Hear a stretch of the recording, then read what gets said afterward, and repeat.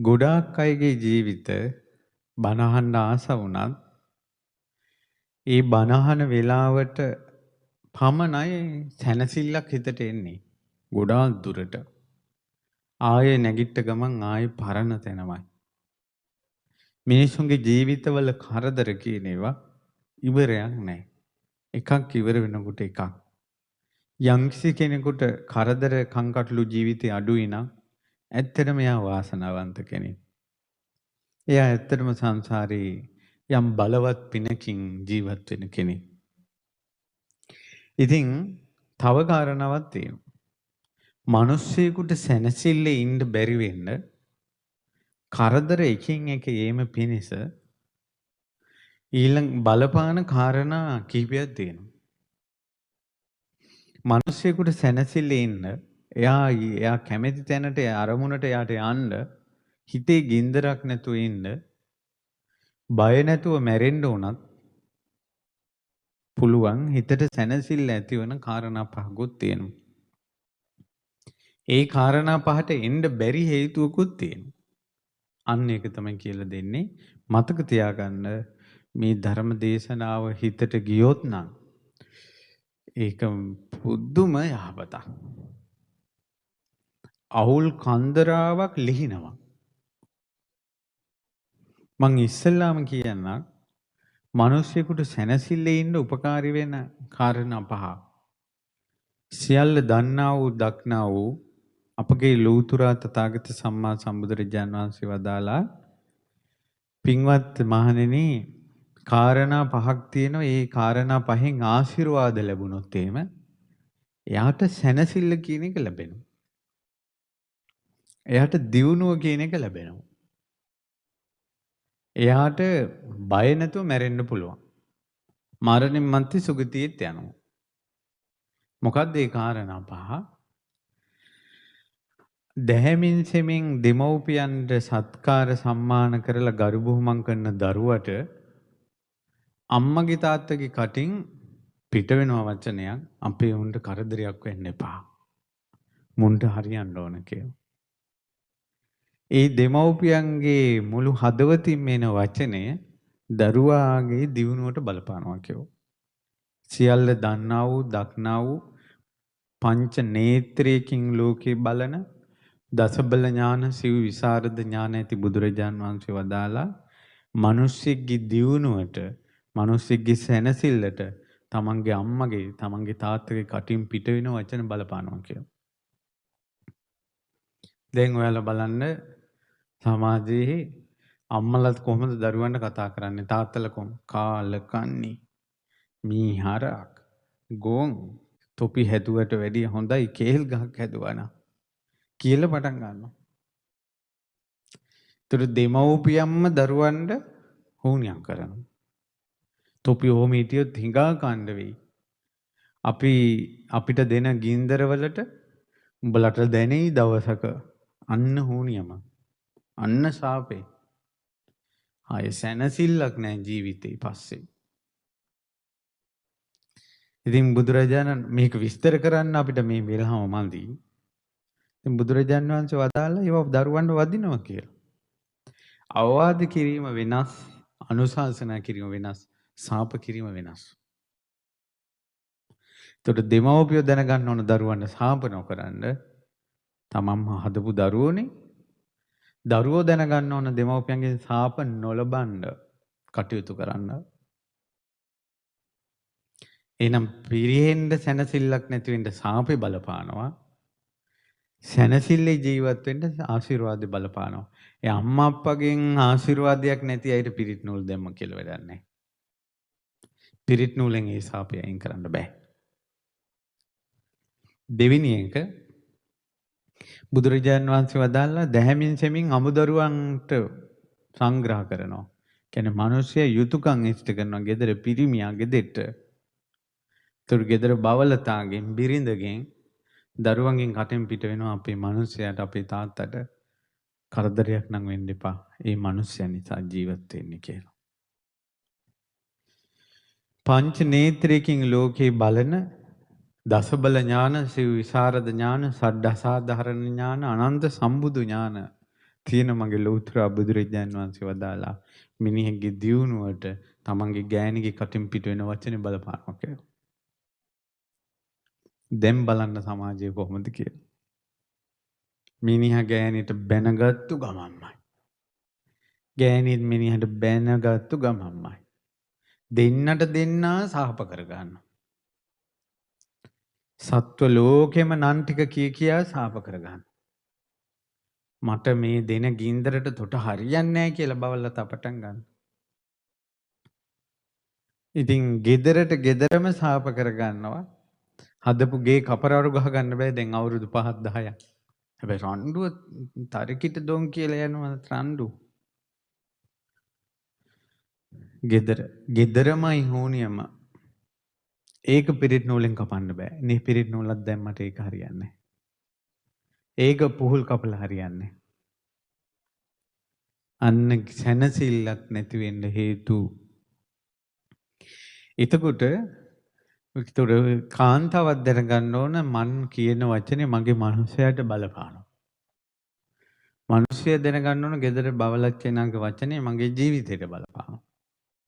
ඒ නිසා දෙන්නට දෙන්න ඕනියම් කරගන්න නැතුව ජීවිතේ ආශිර්වාදයක් කරගන්න පවුලෙන්ම පටන් ගන්න ඕන. මම මේ කියන්නේ මිනිසුන්ට සැනසෙල්ල නැති වෙන්න හේතු. හිතේ ගින්දරින් පිච්චෙන්න හේතු.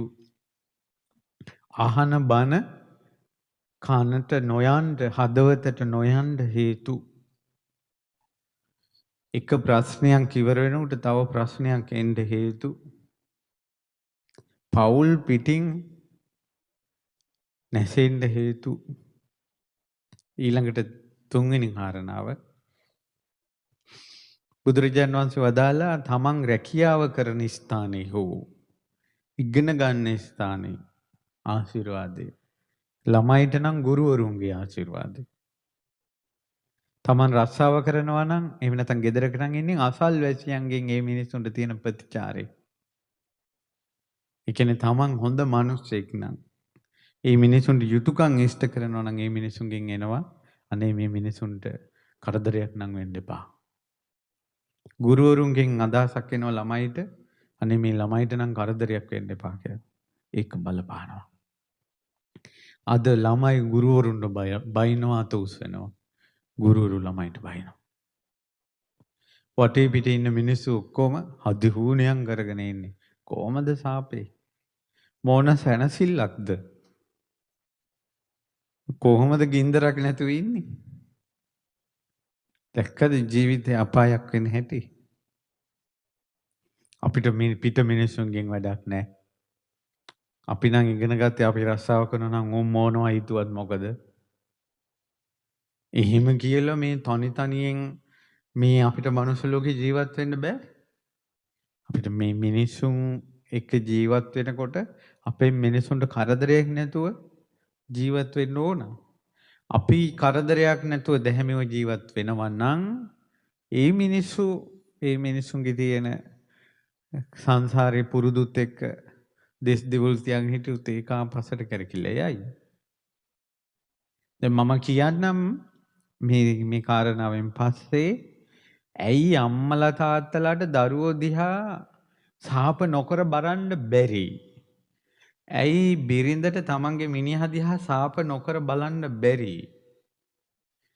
ඇයි අසල්වැසියන්ට හෝ ගුරුවරුන්ට හෝ රස්සාව කරන කෙනාට මෙයා දිහා මේ බලන්න බැරි ආශිර්වාද ස්වරූපයෙන්? ඇයි මේ උහුල්ලන්නේ නැත්තේ? කියන එකත් කියලා දෙනවා. එහෙනම් තුන්වෙනි කාරණාව තමන් රස්සාව කරන තැන නැත්නම් ගුරුවරුන්ගේ ආශිර්වාදේ බලපානෝ කෙනෙකුට. සියල්ල දන්නා වූ දක්නා වූ දසබල ඥාන ඇති සිව් විසරද ඥාන ඇති පංච නේත්‍රයකින් ලෝකේ බලන බුදුරජාණන් වහන්සේ හතරවෙනි කාරණාව විදිහට වදාලා මේ කරුණෙහිලා ගෘහපතියා දෙවියන්ට දේවතා බලි තියෙනවා. එයින් සතුටු වන දෙවියෝ ඔවුන්ට ආශිර්වාද කරනවා.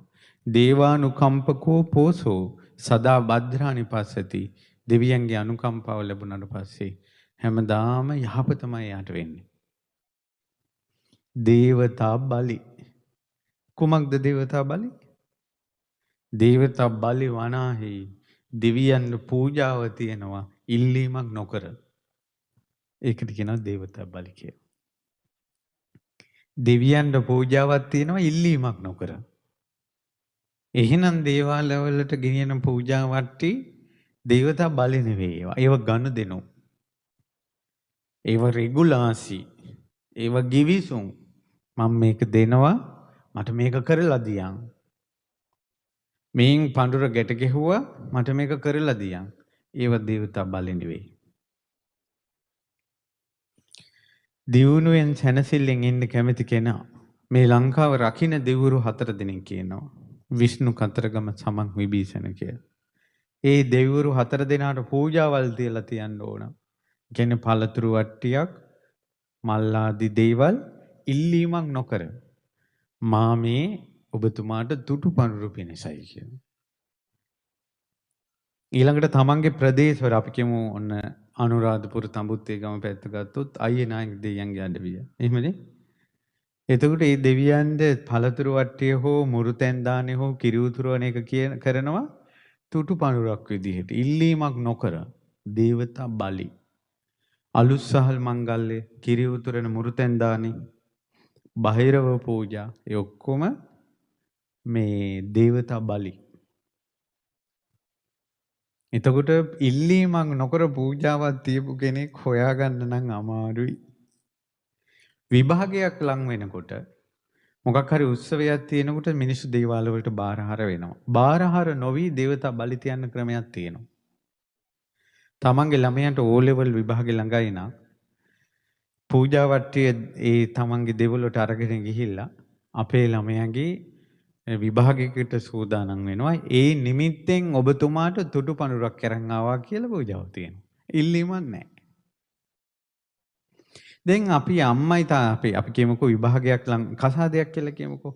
කසාදයක් ලං වෙනකොට වැඩිහිටියයි වන්දවනවා. අම්මා තාත්තා බලන්න යනවා මේ ළඟදින් බඳිනවා.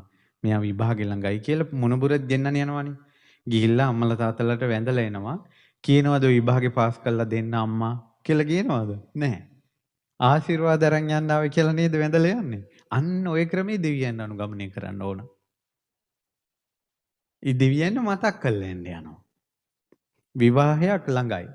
අපේ දුවගේ පුතාගේ විවාහය ළඟයි. ඒ නිමිත්තෙන් මේ තුටුපඬුර දෙවියන් උදෙසා වේවා. දෙවොලකට යන්න අකමැති නම් රුවන්වැලි මහා සෑය ජයශ්‍රී මහ බෝසමිඳු සෑයක් බෝධියක් ළඟ ඒ දෙවියන් නාමයෙන් ඒ පූජාව බුදුරජාන් වහන්සේට තියලා කරණීයමෙත්ත සූත්‍රය කියලා ඒ දෙවියන්ට පින් දෙනවා. දේවතා බලි. මේ බුද්ධ ශාසනයේ දෙවිවරුන්ට ගරහන දේවල් නැහැ. මේ බුද්ධ ශාසනයේ අන් අයට ලැබෙනවා වළක්වන එකක් නැහැ. නිගණ්ඨයන්ට පවා ලැබෙන දානේ දීපං කියලා බුදුරජාන් වහන්සේ වදාළේ. ඒ නිසා දෙවියන්ගේ දේව පූජා වළක්වන්න හොඳ නැහැ. පව් සිද්ධ වෙනවා.